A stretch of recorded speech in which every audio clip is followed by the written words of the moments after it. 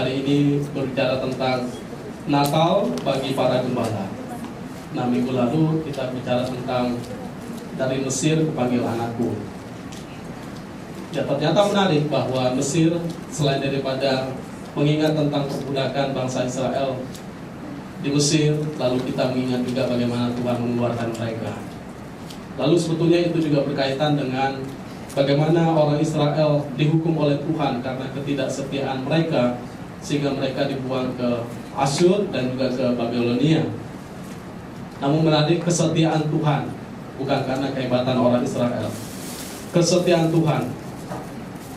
Sehingga waktu Yesus ada di Mesir, memang untuk mengingatkan tentang bagaimana Israel, anak sulung itu, mereka Israel yang tidak taat. Mereka adalah Israel yang mendukakan hati Tuhan, bahkan dikatakan mereka menyembah kepada Baal. Tetapi Tuhan dalam belas kasihannya, bahkan di dalam sumpah terhadap dirinya sendiri, bahwa Dia tidak akan terus membuat mereka, tetapi Dia akan membawa mereka untuk menikmati kesetiaan Tuhan. Nah, menarik, ditarik lebih jauh lagi, ternyata Tuhan setia kepada orang Israel bukan hanya pada titik itu kedatangan Yesus, tetapi juga pada titik di akhir zaman, bahwa Tuhan memang mengasihi orang Israel. Nah, termasuk juga kita sebagai orang-orang Israel rohani, ya, yang dapat dikatakan beroleh anugerah di hadapan Tuhan. Nah, sehingga meskipun manusia tidak setia, Tuhan setia. Nah, itu yang saya baca dalam suatu buku yang dibagikan oleh Pak Simon, bicara tentang bangsa, sebagai bangsa Israel mereka tidak setia. Person, kita bicara mulai daripada Adam sampai Nuh, sampai Abraham, bahkan setiap orang, ya, kalau dihitung dengan kesetiaan secara murni, pasti ada kesalahan-kesalahan mereka. Tetapi menarik, Tuhan adalah Allah yang setia. Nah, hari ini kita bicara tentang Natal bagi para gembala. Kenapa ini saya munculkan dalam tema? Karena bagi saya ini sesuatu yang menarik. Kita tahu bahwa para gembala ini adalah orang-orang yang termasuk dalam kalangan orang Israel tidak diperhitungkan. Bahkan dikategorikan dalam suatu tradisi, dikatakan kalangan yang paling rendah, yaitu yang pertama pasti para gembala, kedua pemungut cukai, yang ketiga adalah penyamak kulit. Bahkan mereka dikatakan sebagai orang yang dalam tanda kutip seperti disejajarkan seperti orang berdosa. Menarik, meskipun para gembala ini tugas mereka sepertinya hari-hari sederhana, tetapi kalau kita baca nanti bagian ini, kita melihat bagaimana kasih Tuhan pun turun atas mereka. Mari kita buka di dalam Lukas pasal 8. Nanti kita baca sampai ayat yang ke-20. Kita membaca secara bergantian, mulai dari saya. Lukas pasal 2 ayat 8 sampai ayat 20. Gembala-gembala. Di daerah itu ada gembala-gembala yang tinggal di padang menjaga kawanan ternak mereka pada waktu malam. 1, 2, 3.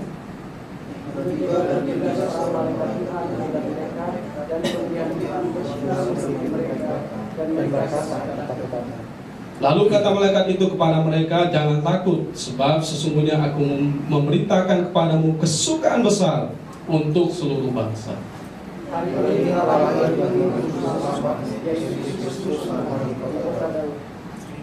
Dan inilah tandanya bagimu, kamu akan menjumpai seorang bayi dibungkus dengan lampin dan terbaring di dalam palungan.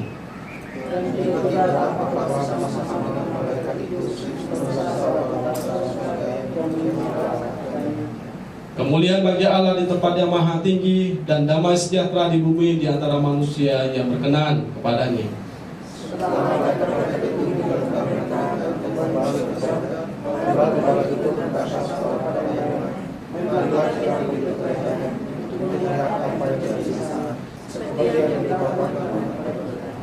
Lalu mereka cepat-cepat berangkat dan menjumpai Maria dan Yusuf dan bayi itu yang sedang berbaring di dalam palungan.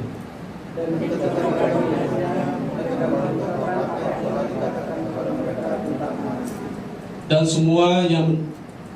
semua orang yang mendengarnya heran tentang apa yang dikatakan gembala-gembala itu kepada mereka.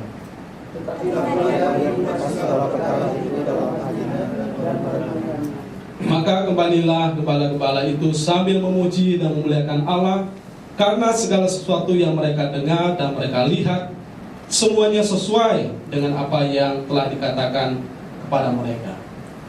Waktu kita bicara tentang Natal, apa yang kita pikirkan? Apakah kita berpikir tentang kado, pohon Natal, bicara tentang hadiah-hadiah atau baju baru, atau segala dekorasi aksesoris Natal?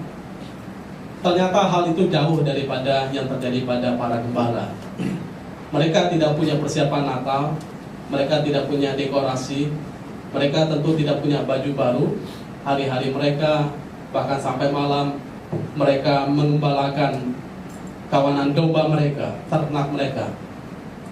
Dan kalau kita perhatikan, ternyata Natal itu bukan bicara tentang sesuatu yang kita pikirkan harus ada suatu gedung yang mewah, harus ada suatu dekorasi yang luar biasa, harus ada suatu drama yang luar biasa, atau khotbah yang luar biasa.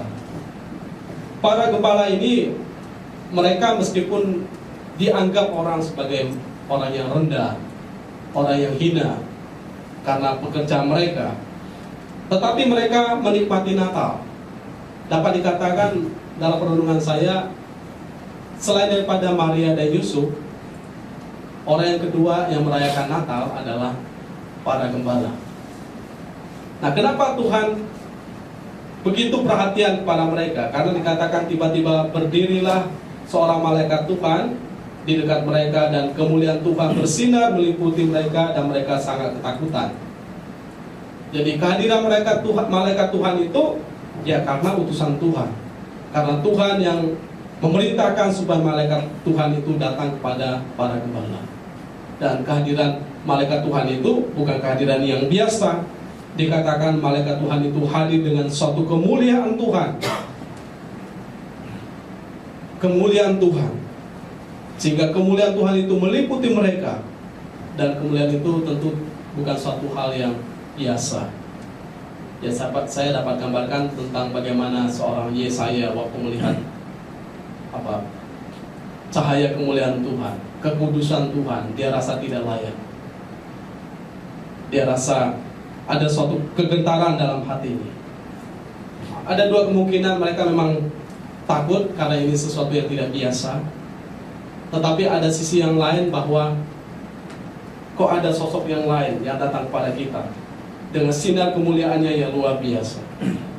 Jadi dalam hal ini saya dapat gambarkan bahwa para gembala di dalam kesederhanaan mereka, mereka menikmati keagungan daripada Tuhan. Jadi perayaan Natal mereka tidak pernah duga, mereka tidak pernah rancang itu akan terjadi. Tetapi malaikat Tuhanlah yang menyelenggarakan bagi mereka, karena Allah yang mengutus mereka. Sehingga kehadiran Tuhan dalam kemuliaannya ini menjadi sesuatu yang luar biasa. Sehingga bagi saya, waktu kita bicara tentang Natal, ya pastikan bahwa ya kemuliaan Tuhan ada di sana. Karena Natal kalau hanya sekedar acara, ya kita pasti bisa menyelenggarakan semua acara dengan kemampuan kita semaksimal kita. Tetapi yang tidak bisa kita lakukan adalah bagaimana Natal itu menjadi sesuatu yang memuliakan Tuhan. Ada suatu kemuliaan Tuhan yang hadir di sana. Allah berkenan di atasnya. Nah, memang itu bukan karena kekuatan manusia, tetapi itu perkenanan Tuhan sendiri. Sehingga dikatakan, lalu kata malaikat itu kepada mereka, jangan takut, sebab sesungguhnya aku memberitakan kepadamu kesukaan besar untuk seluruh bangsa. Jadi kehadiran malaikat itu untuk memberitakan suatu berita yang besar. kita melihat ada suatu ketimpangan sepertinya ya. Kenapa suatu berita yang besar disampaikan di padang belantara? Kenapa disampaikan kepada para gembala? Bukankah harusnya disampaikan kepada orang-orang yang berhikmat, kalangan raja, atau kepada imam-imam besar, ahli-ahli Taurat, atau orang-orang yang punya kepentingan dalam hal-hal seperti ini? Kenapa berita sorga, kesukaan besar itu disampaikan kepada para gembala? Yang menarik dalam perenungan dan juga ada beberapa tafsiran yang memberikan suatu pencerahan tentang bagaimana dalam hal ini sebetulnya Tuhan bukan melihat kemewahan, kemegahan, atau kepintaran dari manusia, tetapi Tuhan memang melihat hati. Tuhan melihat sesuatu yang baik untuk dia lakukan bagi para gembala. Selain daripada menunjukkan kepada dunia orang-orang yang diremehkan, orang-orang yang rendah, orang-orang yang dianggap bodoh oleh manusia, ternyata mereka ketika mereka menikmati yang namanya berita sorga, mereka menikmati dengan suatu sukacita. Karena nanti dikatakan di bagian ayat yang terakhir bagaimana mereka begitu luapnya dengan sukacita karena berita yang mereka terima, ternyata apa yang mereka dengar dan fakta yang mereka lihat itu sesuatu yang sama terjadi. Nah, dalam bagian ini menariknya dikatakan berita yang disampaikan, aku memberitakan kepadamu kesukaan besar, suatu sukacita yang besar disampaikan kepada para gembala, tetapi untuk seluruh bangsa. Jadi kepada para gembala, tetapi untuk seluruh bangsa. Dengan kata lain, bukan hanya bagi mereka berita ini disampaikan, tetapi nanti melalui mereka berita ini juga harus diwartakan kepada banyak orang.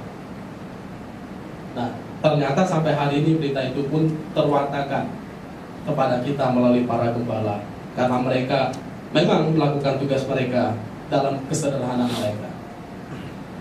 Nah, ini sesuatu yang luar biasa. Jadi kesukaan besar untuk seluruh bangsa. Mengapa untuk seluruh bangsa? Ya karena semua bangsa memerlukan berita ini. Saya ingat pernyataan daripada Billy Graham dalam bukunya. Orang untuk iklan sabun, mereka berani bayar harga dengan biaya yang mahal ya. Untuk iklan sabun saja, orang berani membayar suatu harga dengan harga yang mahal. Tetapi untuk Injil, ya kadang-kadang orang berhitung-hitung. Padahal ini berita sukacita bagi seluruh bangsa. Nah, dalam hal ini mengingatkan kepada kita, ini berita yang besar, meskipun disampaikan kepada para gembala, tapi jangan anggap remeh. Ini suatu berita yang besar yang diperlukan semua orang.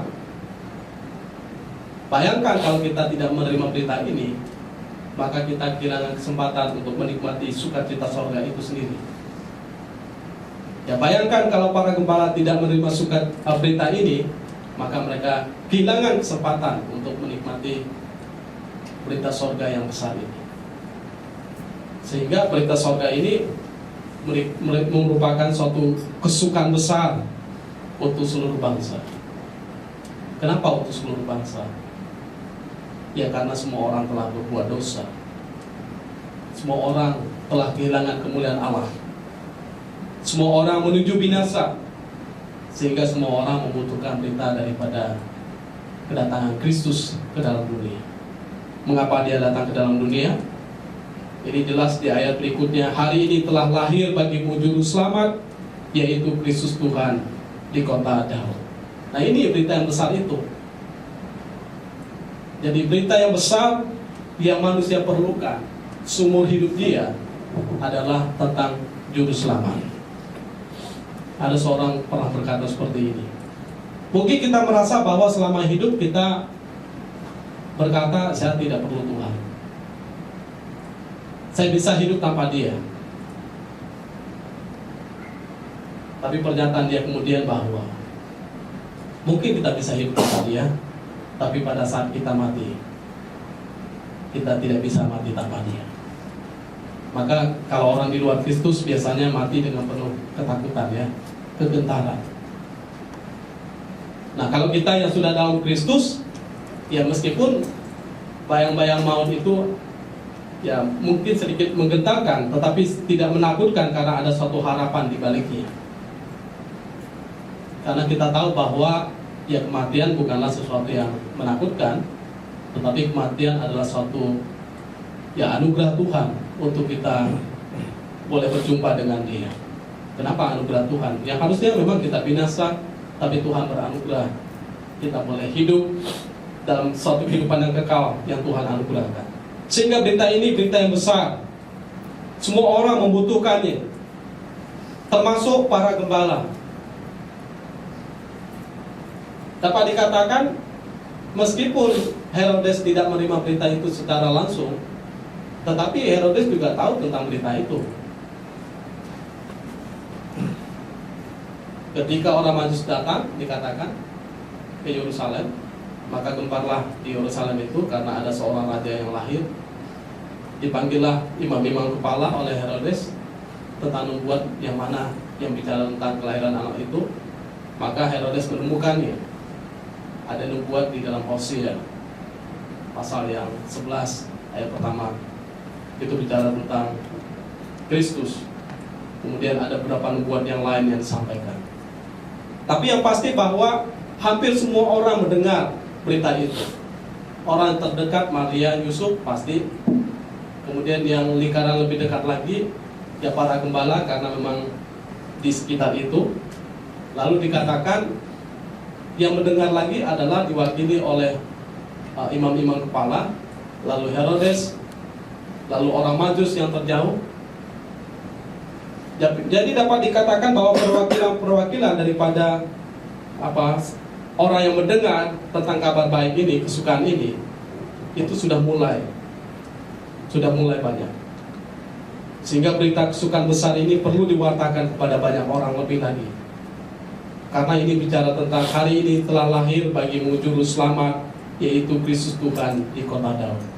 Artinya kita mempunyai suatu harapan di dalam Dia. Yang tadinya mereka menunggu-nunggu Mesias yang datang, tetapi Tuhan menggenapkannya di dalam Tuhan Yesus.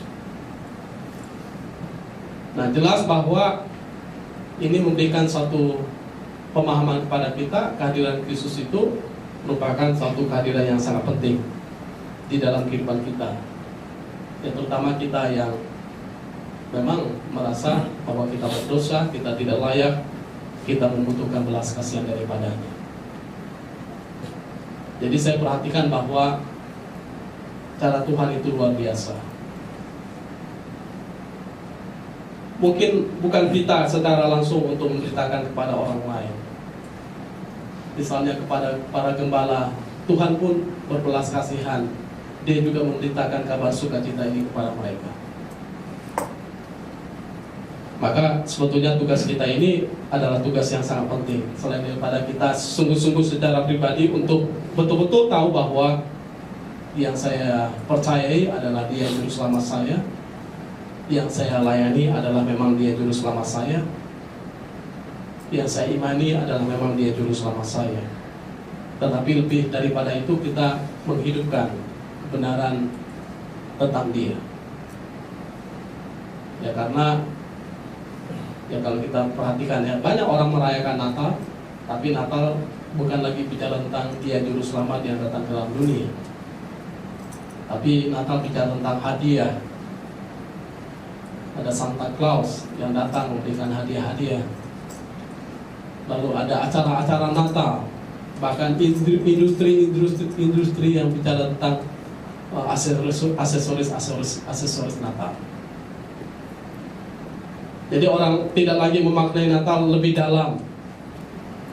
Ya harusnya kita belajar daripada para gembala. Mereka tidak merayakan dengan luar biasa, tetapi maknanya penuh dengan keagungan bagi kehidupan mereka. Jadi dalam kesederhanaan mereka bisa menikmati keagungan daripada Natal itu sendiri. Dan inilah tandanya bagimu, kamu akan menjumpai seorang bayi dibungkus dengan lampin dan terbaring di dalam palungan. Jadi kalau kita perhatikan ada suatu paradok ya. Raja yang harusnya lahir, atau dia juru selamat yang lahir, harusnya kan lahir di tempat yang bagus, tempat yang indah dan mewah. Tetapi dalam bagian ini kita melihat berita yang disampaikan kepada para gembala bahwa juru selamat itu yang lahir, dia akan lahir dibungkus dengan lampin dan terbaring di dalam palungan.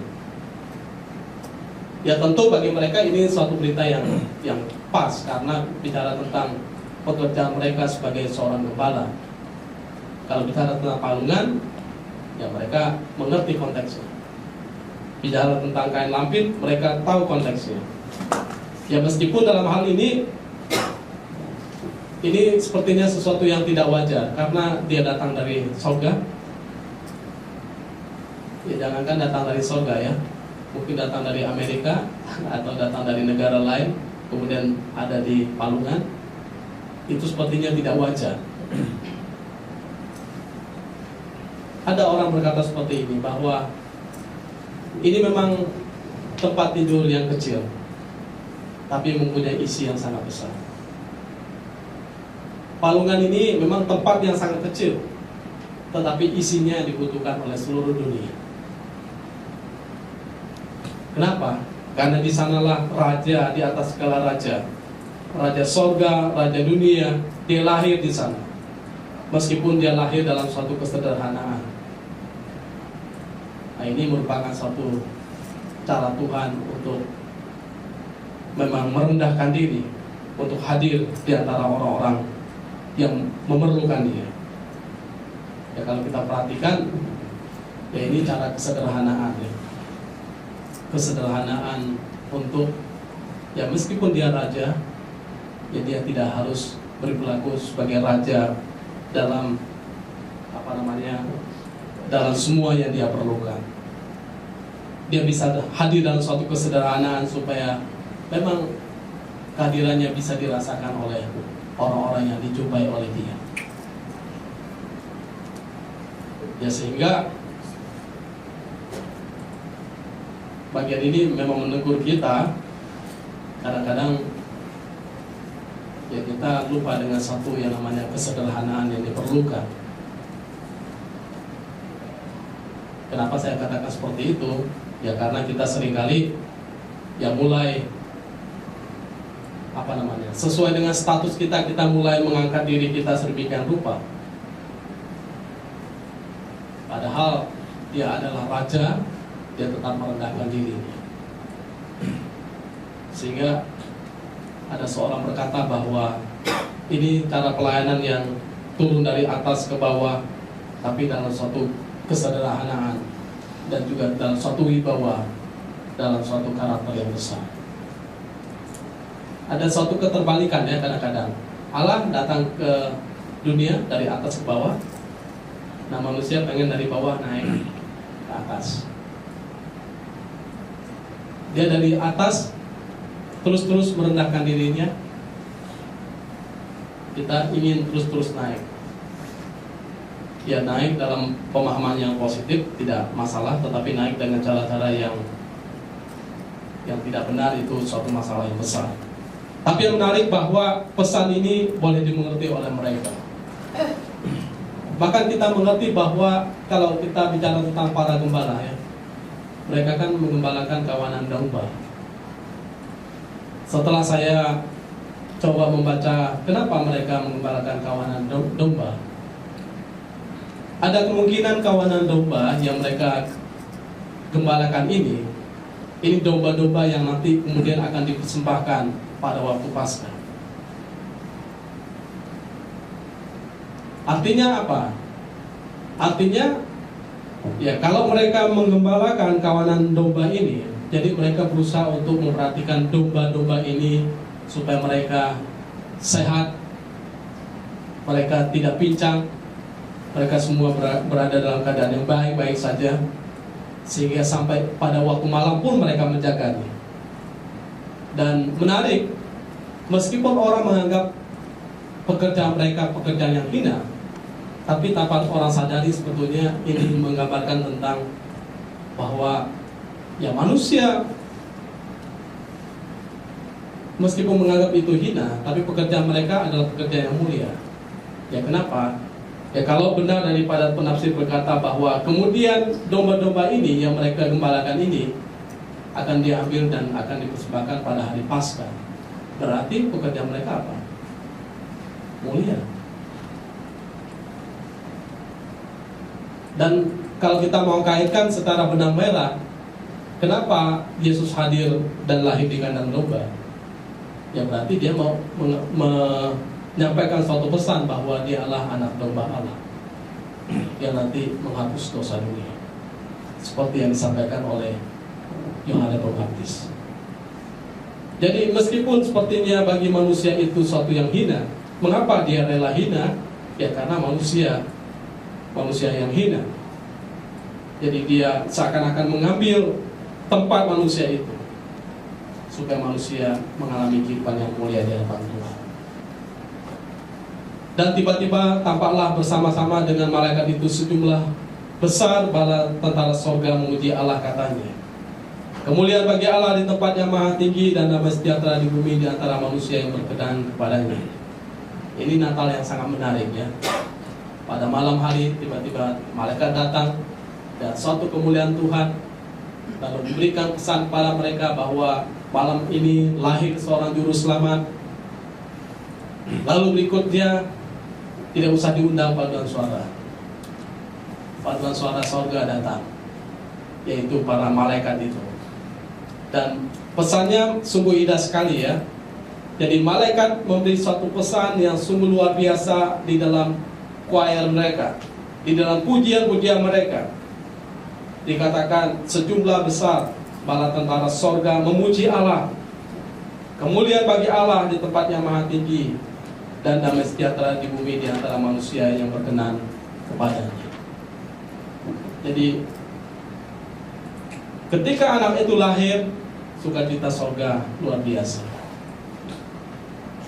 sehingga pujian bagi Allah Bapa dinaikkan. Kenapa mereka menaikkan pujian bagi Allah Bapa? Karena mereka tahu bahwa anak yang dilahirkan ini adalah anak yang penting, yang dibutuhkan oleh seluruh dunia, yang dibutuhkan oleh seluruh kita.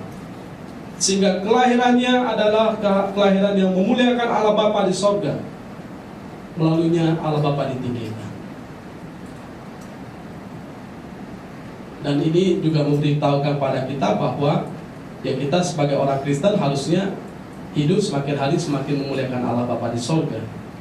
Jadi bukan hanya semakin hari semakin untuk kepentingan kita. Jadi ini bicara tentang seringkali manusia mempunyai kesukaan-kesukaan yang pendek.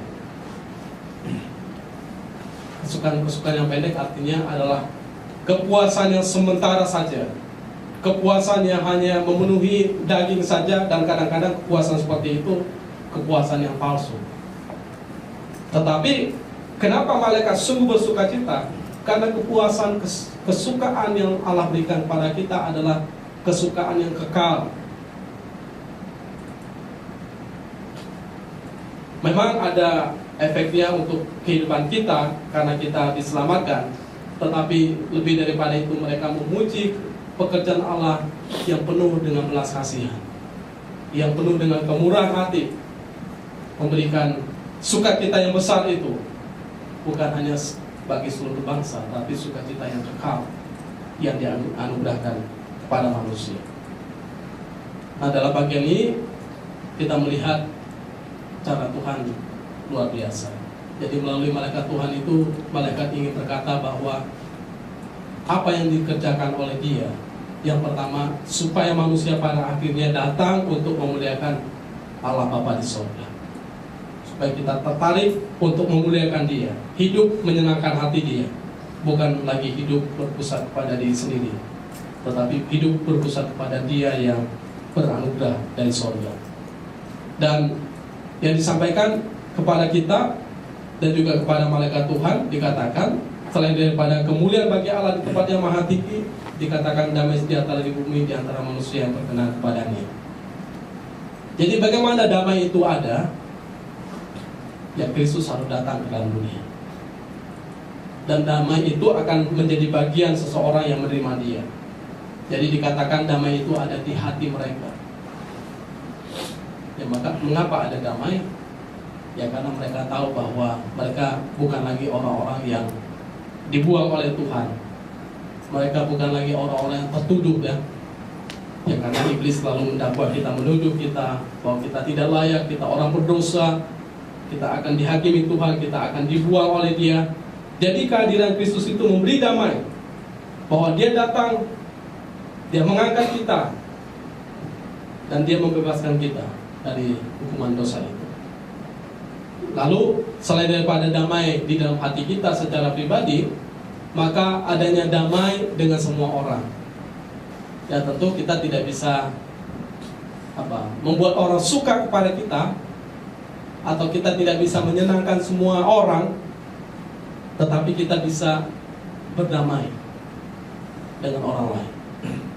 Kita tidak menjadi orang yang pembalas dendam, atau kita menjadi orang yang penuh dengan kemarahan kepada orang lain, lalu kita mau menghakimi mereka. Tetapi dalam hal ini kita mau mengasihi orang lain, sama seperti Kristus sudah mengasihi kita. Lalu berikutnya yang sangat penting adalah ya kita berdamai dengan Allah Bapa di sorga, di dalam Tuhan Yesus tentunya. Bukan karena kita beri persepuluhan, persembahan supaya Tuhan berbuat baik pada kita, berkenan pada kita, atau kita melakukan usaha-usaha kita dalam perbuatan-perbuatan baik kita, tidak. Tetapi memang kita menerima anugerahnya di dalam Tuhan Yesus Kristus, dan kita sungguh-sungguh mengimani apa yang Yesus kerjakan bagi kita adalah memang pekerjaan Allah bagi kita. Lalu kita berdamai dengan Dia, kita tidak mau hidup lagi mendukakan hati Dia, kita mau hidup benar supaya Dia ditinggikan dan Dia dimuliakan. Nah, ini sesuatu yang berita yang sangat besar. Jadi kalau kita bicara tentang Natal bagi para gembala, sederhana, tapi punya makna yang besar. Secara pribadi berita itu datang kepada mereka, tepat apa yang mereka bisa mengerti. Lalu berita itu bicara tentang keselamatan yang mereka terima di dalam Tuhan Yesus Kristus. Dan berita itu bicara tentang bagaimana Allah harus dimuliakan, bagaimana kita hidup harus damai sebagai orang percaya. Nah, ini sesuatu yang sangat besar. Maka kalau kita merayakan Natal lalu kita tidak memahami tentang bagian ini, saya pikir kita akan kehilangan banyak kesempatan untuk mengerti tentang makna Natal. Setelah malaikat-malaikat itu meninggalkan mereka dan kembali ke sorga, gembala-gembala itu berkata seorang kepada yang lain, marilah kita pergi ke Bethlehem untuk melihat apa yang terjadi di sana, seperti yang diberitahukan Tuhan kepada kita. Lalu mereka cepat-cepat berangkat dan menjumpai Maria dan Yusuf dan bayi itu yang sedang berbaring di dalam palungan. Dan ketika mereka melihatnya, mereka memberitahukan apa yang telah dikatakan kepada mereka tentang anak itu. Dan semua orang yang mendengarnya heran tentang apa yang dikatakan gembala-gembala itu kepada mereka. Tetapi Maria menyimpan segala perkara itu dalam hatinya dan merenungkannya. Jadi menarik dalam bagian ini, ketika apa yang disampaikan itu mereka dengar, lalu kemudian mereka bertindak. Marilah kita pergi ke Bethlehem untuk melihat apa yang terjadi di sana, seperti yang diberitahukan Tuhan kepada kita. Berita ini berita yang bagus, berita yang sungguh indah. Tetapi mereka tidak mau hanya sekedar mendengar berita daripada malaikat, tidak hanya senang dengan pujian surga yang dinaikkan oleh para malaikat itu, tetapi menarik ada respon dari mereka. Nah, saya pikir perlu selain daripada kita memaknai tentang suatu Natal, ayat-ayat tentang Natal, perlu kita mempunyai sikap sama seperti para gembala ini. Mereka mengambil respon yang sangat luar biasa. Padahal ada nggak alasan bagi mereka untuk berkata, besok, nanti dulu, lalu mereka acuh tak acuh, anggap aja ini hanya kabar seperti ini saja. Banyak alasan bagi mereka kemudian berkata bahwa kami kan sedang menjadi seorang gembala domba. Domba kami juga perlu diperhatikan. Bagaimana nanti kalau harus dibawa ke sana lain sebagainya. Tapi ternyata mereka tidak, dalam bagian ini kita tidak mendengar alasan-alasan seperti itu ya. Mereka berkata, marilah kita pergi ke Betlehem. Ya, dengan kata lain, ada suatu berita yang kadang-kadang kita dengar dari pesan firman Tuhan melalui hamba Tuhan, yang kadang-kadang kita juga harus secara benar meresponnya. Jadi bukan merespon dengan acuh tak acuh, menganggap ini sebagai angin lalu, atau masuk telinga kanan keluar dari telinga kiri, atau hanya di gereja saja lalu pulang kita mengabaikannya. Tidak. Tetapi harusnya itu tertanam bagi kita dan kita renungkan, lalu kita mengambil suatu respon yang tepat. Kenapa perlu respon yang penting, yang cepat?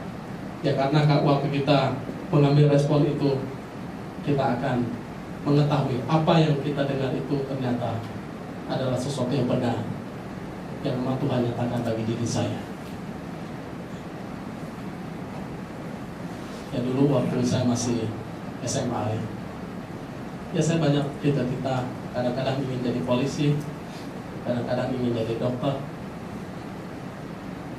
Ya, tapi semua bicara tentang kedaulatan Tuhan. Meskipun saya tahu, ya secara ekonomi keluarga tidak mendukung. Tetapi waktu saya ikut KKR, ketika saya mendengarkan pesan firman Tuhan memanggil untuk menjadi hamba Tuhan, awalnya saya agak biasa. Tapi datang berikutnya pesan itu terus saya dengar dan rasanya menggerakkan hati saya, mendorong hati saya. Dan pada akhirnya berikutnya orang-orang semua biasanya udah langsung maju ya, di hari pertama, hari kedua udah langsung maju. Udah saya berikutnya ya saya maju. Saya seorang diri. Ya, saya rasa sudah tidak tahan lagi karena saya sudah menolak berkali-kali kan. Akhirnya didoakan dan mulai saya memberi diri untuk memang punya komitmen untuk melayani Tuhan.